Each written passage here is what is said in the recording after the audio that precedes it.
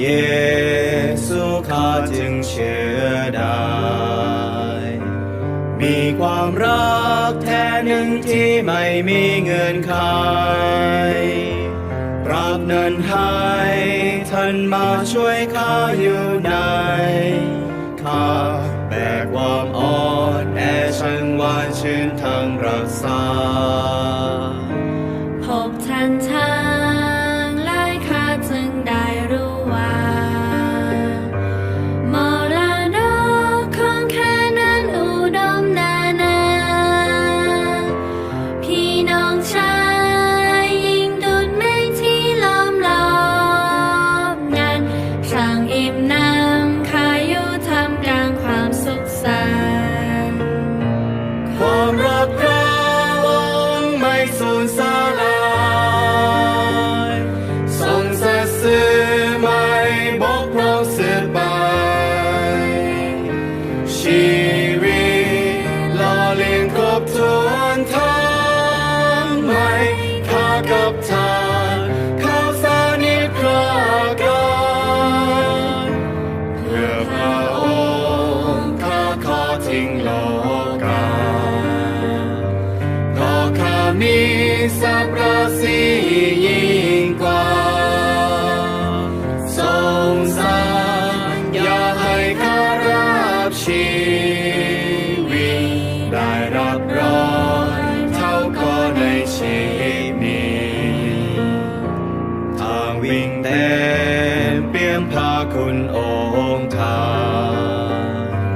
พวกท่านได้หล่อเลี้ยงไร้ขอบเขตทุกด้านพวกท่านรักพระองค์ดลใจข้ามุ่งไปได้ใช้ความรักข้าลึกซึ้งยิ่งใหญ่อ่อนแอรามให้ต่อพระภาคนั้นพ่ายแพ้ก็ขอลงอยู่ท่ามกลางพวกท่านผ่านวันเวลาใจข้ามีแต่ขอบคุณข้าเติบโตชื่นชอบล้วนมาจากพวกท่าน ใจขอสร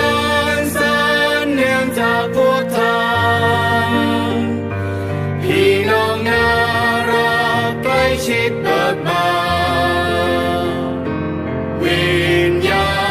ณข้าจิตข้าทั่วทั้งกายยินดีมอบตัวให้พวกท่านไป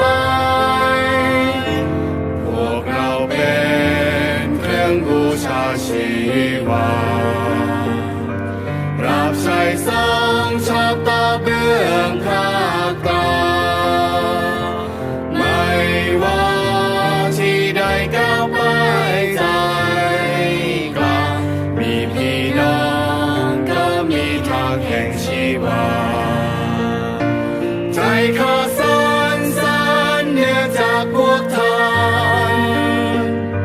พี่น้องน่ารักใกล้ชิดเบิกบานวิญญาณข้าจิตข้าทั่วทั้งกายยินดีมอบตัวให้พวกท่านไปพวกเราเป็นเครื่องบูชาชีวารับใช้ทรงชอบต่อเบื้องพระกลางไม่ว่าที่ใดก้าวไป